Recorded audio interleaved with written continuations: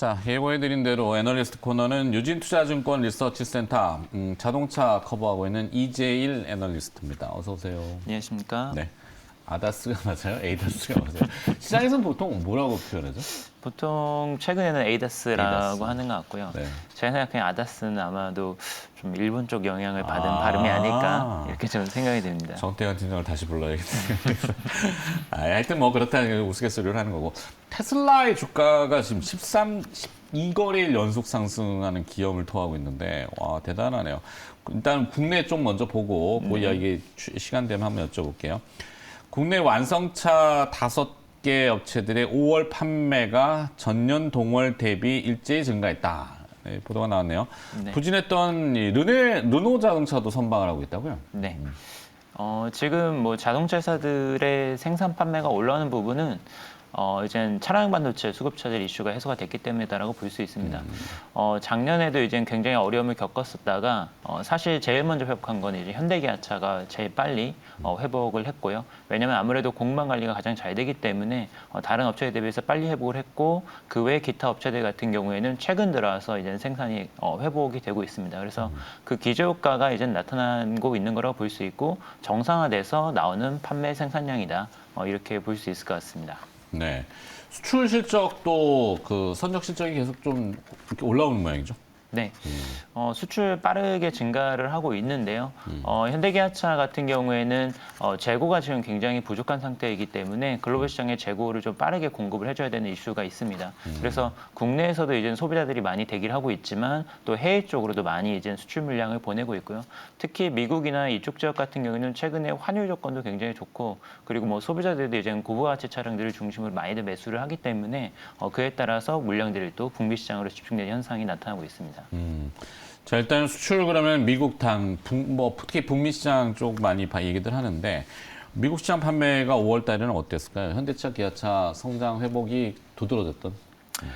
현대기아차 계속해서 시장을 아웃퍼폼을 하고 있고요. 근데 5월 판매만 놓고 보면은 시장 대비해서 소폭 좋았다 이렇게 좀 볼 수 있을 것 같습니다. 현대차 같은 경우에는 전년 대비해서 18% 정도 판매가 증가를 했고 기아는 23% 증가를 했는데 시장 자체로도 18에서 20% 정도 증가를 했기 때문에 뭐 시장 대비해서 약간 더 나은 정도 뭐 이 정도 판매 흐름이라고 볼 수 있을 것 같습니다. 반면에 이제 일본 차들이 5월 달에 좀 선전이 두드러졌는데요. 혼다 같은 경우는 거의 60% 가까이 판매가 증가를 했고 뭐 마츠다 같은 경우는 100% 이상 증가를 했기 때문에 일본 차가 5월 달에는 오히려 굉장히 좀 스포트라이트를 받은 것 같습니다. 현대차의 경우는 중국하고 인도 쪽 성장세가 눈에 띈다고요. 특히 중국은 수치상 전년 동월 대비 128% 증가? 이건 기저효과 때문에 그런가요? 기저효과라고 봐야 될 것 같고요. 그리고 최근 들어서 중국 시장이 굉장히 변동성이 큽니다. 왜냐하면 현대기아차가 중국에서 굉장히 좀 기반이 많이 무너졌기 때문에 뭐 특정 월에는 생산이 좀 잘 원활했다가 또 이제는 또 생산이 감소를 했다가 좀 이런 현상이 좀 나타나고 있습니다. 여전히 굉장히 고전을 하고 있다라고 볼 수 있고 중국에서는 지금 어떤 가시적인 회복세보다는 좀 어떻게 보면은 좀 수습을 하고 있는 단계 뭐 이 정도로 이제 봐야 될 것 같습니다. 반면에 인도는 굉장히 지금 시장 상황이 좋습니다. 인도 시장도 빠르게 성장을 하고 있고요. 현대기아차가 인도 시장에서 굉장히 높은 경쟁력을 보여주고 있는데 공장 가동률 기준으로 지금 100%를 이미 상회를 하고 있고 기아도 올해 들어와서 이제 시프트를 늘리면서 이제 증산을 했고요. 현대차도 기존 공장 캐파로 부족하기 때문에 GM이 인도에서 철수하면서 낙뢰 독한 공장을 신규로 인수를 해서 거기서 추가적으로 생산을 하겠다 이런 계획도 지금 가지고 있습니다. 기아를 한번 볼까요? 기아는 최근에 그 신차 광고들 많이 하는데 EV9? 네, 그죠? 그렇죠. 상당히 기대를 많이 하더라고요. 가격대도 그렇고 프리미엄급 그 전기차 SUV 같은데 자 기아의 5월 국가별 판매 성장률 어떻습니까? 일단 소매 기준으로 보이는 미국 시장에서 가장 큰 폭으로 성장이 있었습니다. 앞에 말씀드린 것처럼 23% 정도 성장을 했고, 그 다음에 이제 내수, 중국, 유럽 순으로 이제 큰 폭으로 판매들이 증가를 했습니다. 뭐 10% 내외 정도, 전체로 봤을 때는 10% 내외 정도 이제 성장을 한 모습이 이제 나타났다라고 볼 수 있습니다. 그래서 뭐 이 정도면 굉장히 좀 양호한 실적이다라고 볼 수 있을 것 같고요. 그리고 지금 도매랑 소매랑 조금 차이가 있는데 앞에서 소매는 한 10% 정도라고 말씀드렸는데 도매 같은 경우는 이보다 더 많이 이제 증가를 했습니다.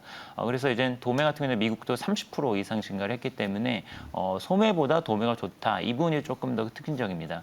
재고를 쌓아나가고 있는 과정이기 때문에 지금 선적 물량을 더 많이 보내는 거죠. 완성차들의 실적은 소매 판매가 아니라 도매 판매를 기준으로 이제 나오기 때문에 이 도매 판매가 많이 된다라는 결국에는 앞으로 2분기 때도 굉장히 호실적이 나올 것이라는 것을 좀 가늠할 수 있는 좀 인디케이터가 된다라고 보입니다. 네. 이 완성차의 수출 회복이라고 표현하는 게 나을 것 같은데 하반기에도 계속 이어질 수 있는지 어떻게 전망하세요? 하반기에도 현재 수준의 선장 물량이 좀 유지가 될 수 있다 이렇게 보고 있기는 합니다. 이젠 다만 이젠 상반기 대비해서 약간 이젠 좀 모멘텀이 둔화가 되는 부분은 첫 번째는 기저효과입니다. 작년 상반기 때는 상당히 이젠 차량 반도체 수급차 지수가 심했기 때문에 물량이 많지 않았었거든요. 그래서 플러스 효과가 굉장히 크게 나타나는데 작년 3분기부터 이제 본격적으로 회복이 나타났습니다. 그래서 기저효과로 인해서 플러스가 나오는 수치 자체는 조금 내려갈 수 있다라는 점. 그리고 지금 재고가 아무래도 선적 물량을 많이 보내다 보니까 재고가 조금씩 이제 누적이 되고 있습니다. 그래서 이 재고가 일정 수준에 다다르면은 더 이상 이제 재고를 쌓일 필요가 없기 때문에 그렇게 되면 이제 수출 선적 물량은 조금 줄어들 가능성이 있습니다.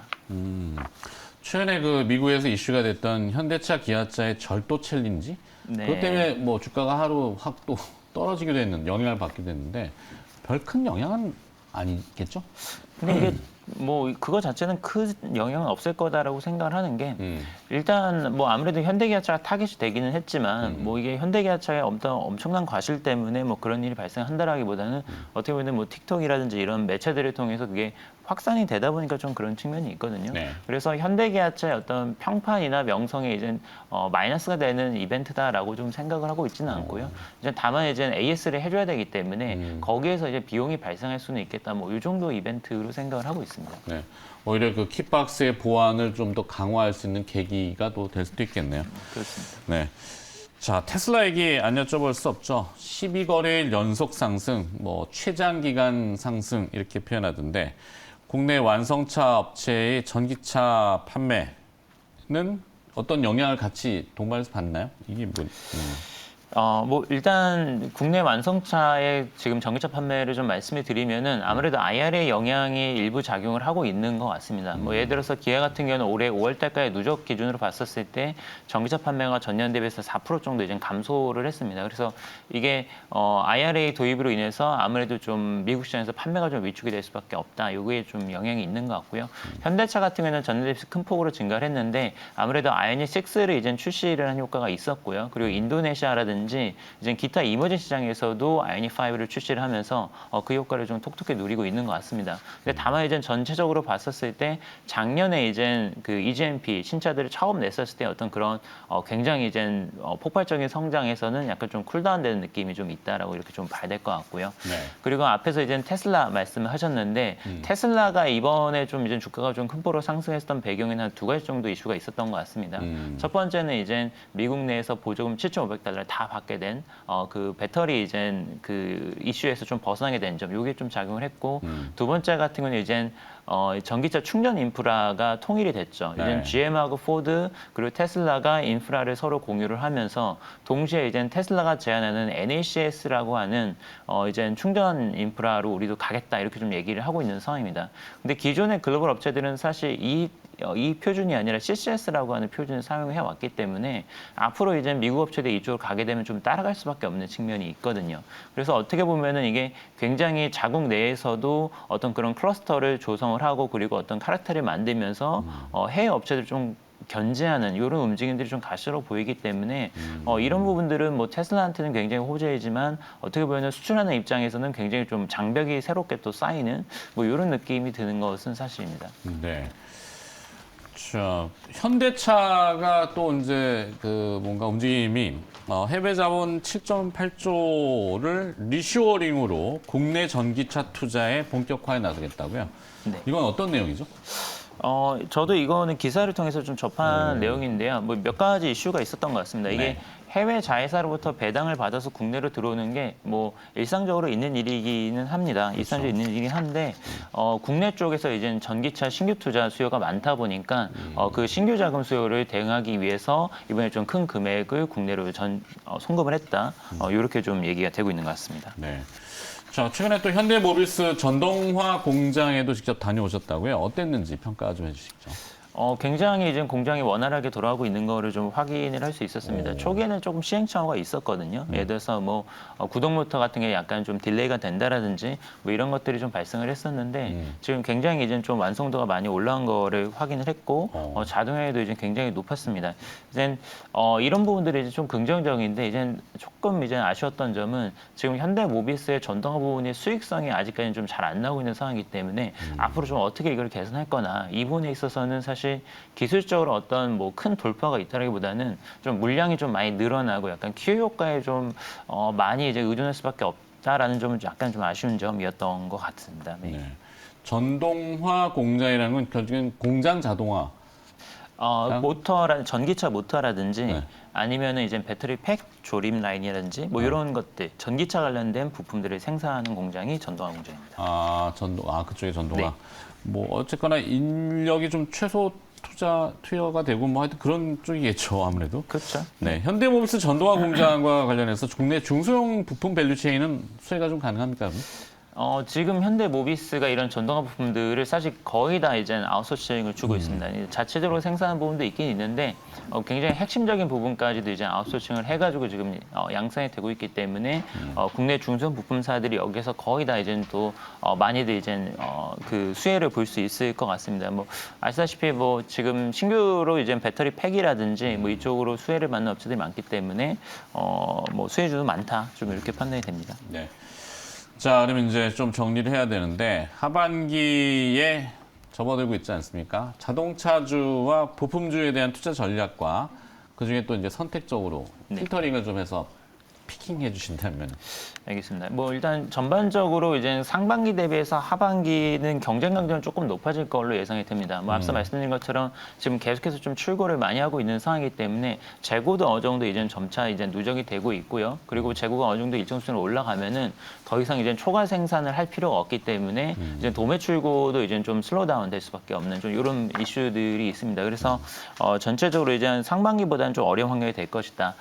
부품사 쪽에 저는 좀 주목을 해야 된다라고 보고 있는데 현대기아차가 지금 수익성이 굉장히 높은 상황에서 EV 증설을 공격적으로 추진을 하고 있습니다. 그래서 EV 증설 그리고 이제는 그 어떤 신공장들 그리고 임원 시장 투자 이런 쪽에서 수혜를 보는 업체들이 보자라는 입장이고요.